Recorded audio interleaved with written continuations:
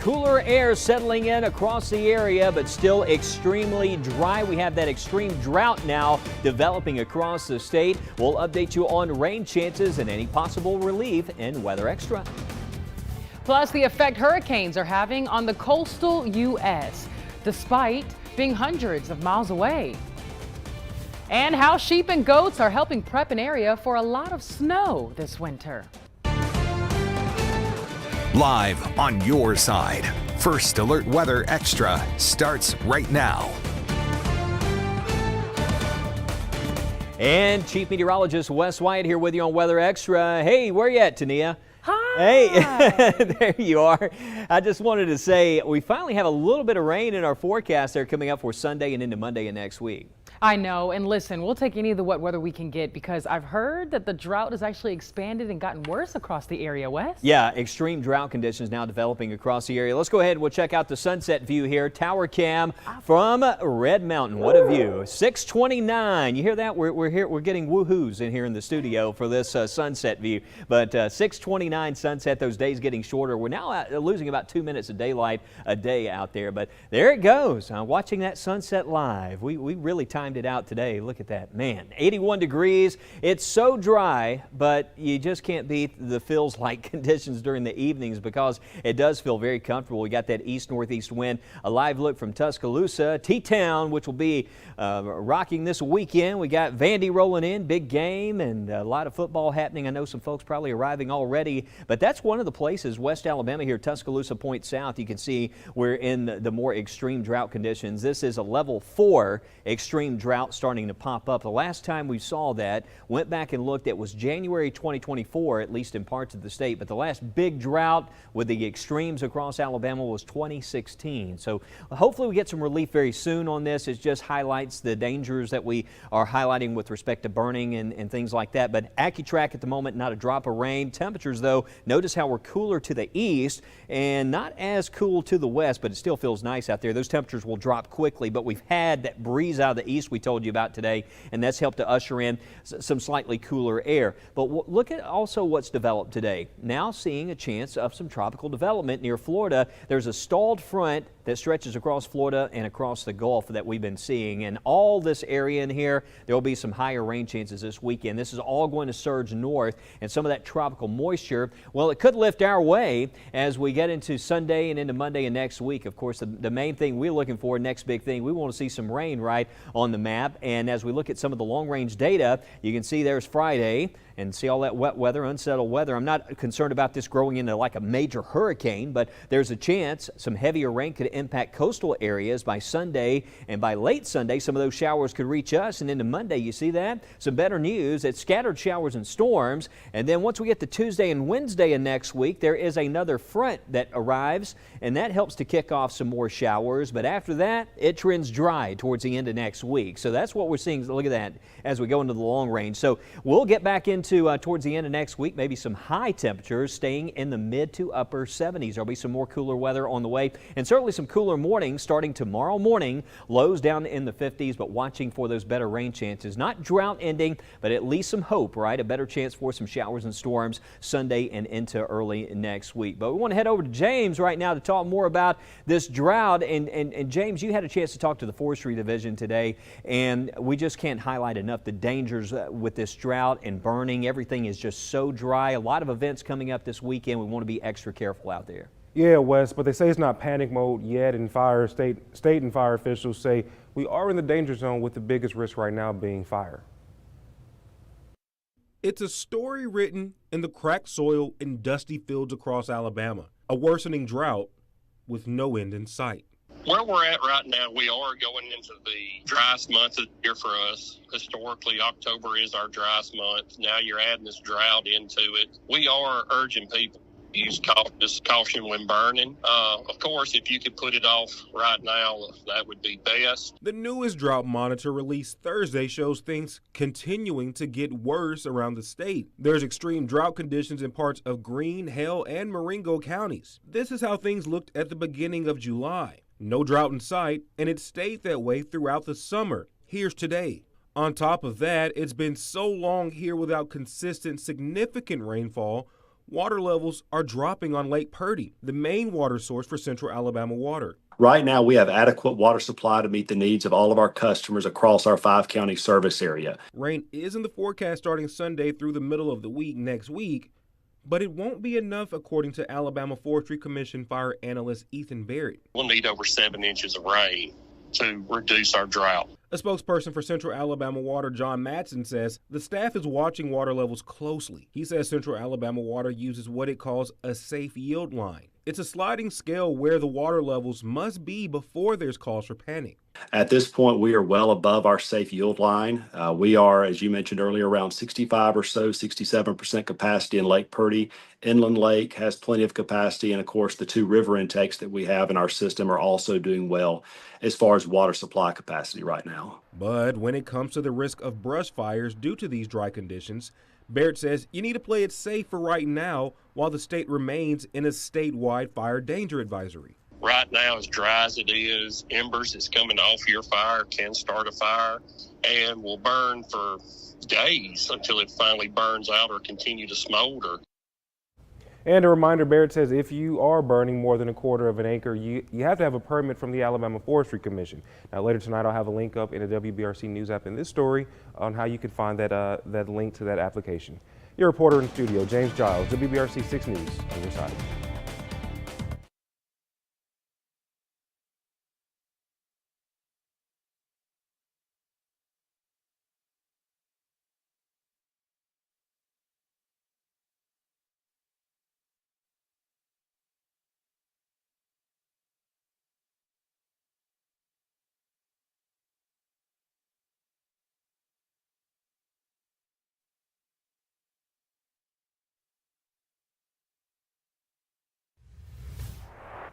All right, welcome back into Weather Extra. One thing about this nice evening weather is we've had some great sky watching conditions out there. We've been talking a lot. We've had some great space station flyover viewing opportunities this week, and a lot of you have reached out on Facebook and shared some of your pictures, some videos. If you missed it past couple of nights, well, coming up just after the top of the hour at 7:08 p.m. If you look back to the northwest direction, you'll catch it again.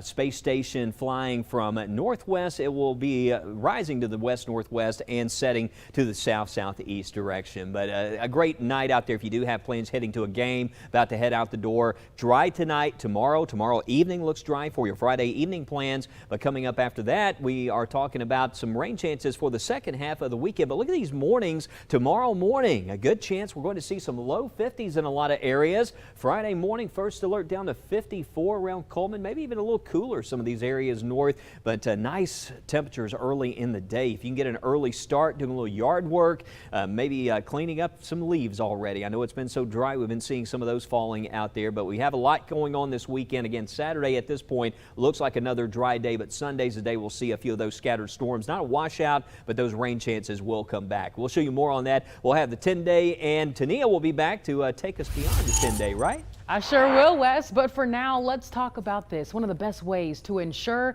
you get enough sleep at night is to get enough exposure to the sunlight during the day. During the summer, that's easy because the sun rises earlier and sets later compared to the winter months. Now, scientists are looking into how light can affect dementia patients. According to new research, special light settings may help reduce dementia symptoms in older patients, and Chris DeMayo has the story. Certain light settings could help promote better sleep and moods for people with dementia. The ambience lighting is not just for your visual performance. It is also a tool to support your sleep quality, mood, cognitive performance, productivity, and all other things. According to a recent study from researchers at Arizona State University, biodynamic lighting which mimics the color temperature and patterns of natural daylight, greatly improved the sleep time for older adults with dementia by roughly 82 minutes. Lighting matters. The uptick in rest can be greatly beneficial. Medical experts say dementia patients can experience depression, anxiety, and agitation when they get poor sleep, which can be tough for them and their caregivers. The ambient environment that we are exposed to every second of our life matters. The study took place at an Arizona memory care facility where teams measured the baseline levels for 10 dementia patients who were in their 70s for 1 week. The participants were then exposed to biodynamic lighting for 3 weeks and to constant unchanged lighting for another 3. Researchers say the results of the study may provide dementia caregivers a helpful tool that isn't drug-related. The feedback that we received from the caregivers, and they said that older adults were happier, more active, and more energetic when the lights were in the facility. Teams at ASU say these findings could be expanded on to see how light settings can improve people's health in other situations. From your homes to your office to the hospital that you go to, the educational spaces. Chris DeMeo, Fox News. You're watching WBRC 6 News, Alabama Broadcasters Association's Station of the Year.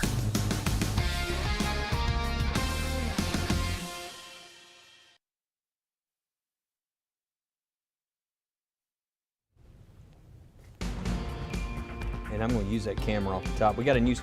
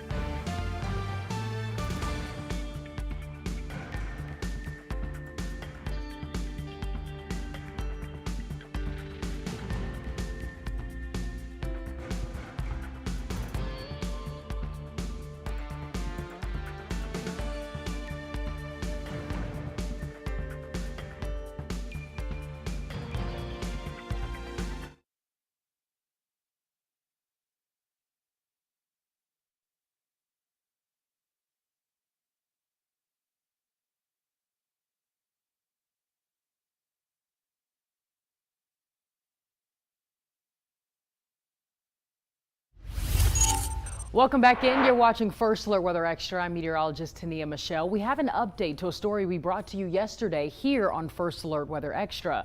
An 8th home on the Outer Banks of North Carolina has collapsed into the Atlantic Ocean. This happened late this afternoon. Hurricanes Umberto and Imelda have the Atlantic churned up right now. In fact, even as Hurricane Imelda moves further away from the U.S. coast, it's still going to make the Atlantic rough for the next few days. That means even more homes could collapse over the next few days as well. And speaking of Imelda, it passed over Bermuda late last night and early this morning. In this video, you can see some of the wind the storm was packing. The person who took the video says she lost power during the storm, which is no surprise. There are reports of downed trees and widespread power outages, but thankfully no injuries. A cruise ship is making an unscheduled stop in Portland, Maine today. That's because their cruise line had to change its original course to Bermuda. Norwegian Escape is one of the several ships making the move northward to avoid Imelda. Over 4,000 passengers were on board Escape when it docked in Portland. Some of the people on board told local reporters while they were a little disappointed by the rerouting, they were ready to make the most out of their new destination. And here's a story about drought and your wallet. The last time you went grocery shopping, did you do a double take at the price of beef? Man, I need to look at my receipts. According to the Bureau of Labor Statistics, the price of ground beef is 13% higher than a year ago. It was the same story for beef roast, up to 13.6% in a year. Cattle ranchers say the higher prices are a result of historically low cattle inventories as a years-long drought continues to grip the industry. Production costs for cattle have also increased. That includes feed, labor, fuel, and equipment. There's a free-floating planet that's been packing on pounds. It's located in the Chameleon constellation. That's about 620 light years away from Earth. The rogue planet has a mass of at least 5 times that of Jupiter and is getting bigger by the second. Astronomers say the growth spurt shown by this planet is highly unusual and very star-like. It's estimated to be between 1 and 2 million years old. By astronomical standards, it's actually pretty young. And one ski resort in Vermont is prepping for the upcoming season with help from 4-legged temporary employees. We're talking about sheep and goats. They're eating their way through overgrown vegetation, unveiling a smooth surface for the coming winter and snow. They are hard at work, and during their 5-week job, they're expected to clear out 25 acres. That's just a fraction of what needs to be cleared. But the resort owners say they're glad to have the extra help. I need one of those in my yard. Alabama isn't the only state that's abnormally dry, though. In the Pacific Northwest, they are close to a dozen wildfires ranging in Washington state. Those fires have burned more than 200,000 acres, and there's no relief in sight. As Stella Sun reports, firefighters are worried about the effects the wildfire smoke will have on people's health. Across Washington state, 237,000 acres have burned this fire season, and we have 11 major fires burning right now. In the Okanagan-Wenatchee Forest, the Labor Mountain Fire burning over 37,000 acres. On this fire right now, we also have 567 structures or homes, residents in the evacuation level. It's forcing a 30-mile closure of Highway 97 Blewett Pass. Are the black, the gray, and the orange kind of behind us. And what that indicates is that the fire has burned really hot through this area. Really hot fires or high severity fires increase the risk for water runoff, erosion, even mudslides and landslides. They can move that sediment down and put it on the road, put a risk to travelers. Debris from mud flows can poison water sources. They also can impact the fisheries, the water systems, and cause detriment to, the anadromous fish, the salmon. Just to the northeast of the Labor Mountain Fire, over 39,000 acres of land consumed by the Lower Sugarloaf Fire, 12 miles northeast of Leavenworth. On the Lower Sugarloaf, we have all 3 level 3, 2, and 1 evacuations in place currently.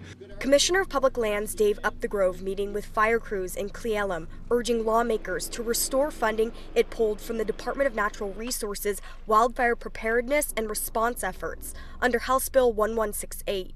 If the legislature doesn't restore our wildfire prevention and response funding, we will see more fires, bigger fires, and higher costs to taxpayers, with more smoke impacting people's health. As wildfires continue to burn across the state, every part of the state of Washington has been impacted by wildfire smoke this year, and it can have very serious health impacts.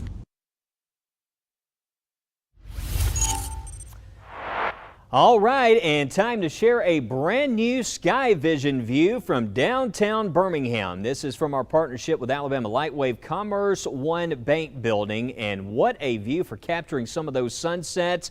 We are really going to enjoy this as we head on through the month of October, but we have a lot more sites coming.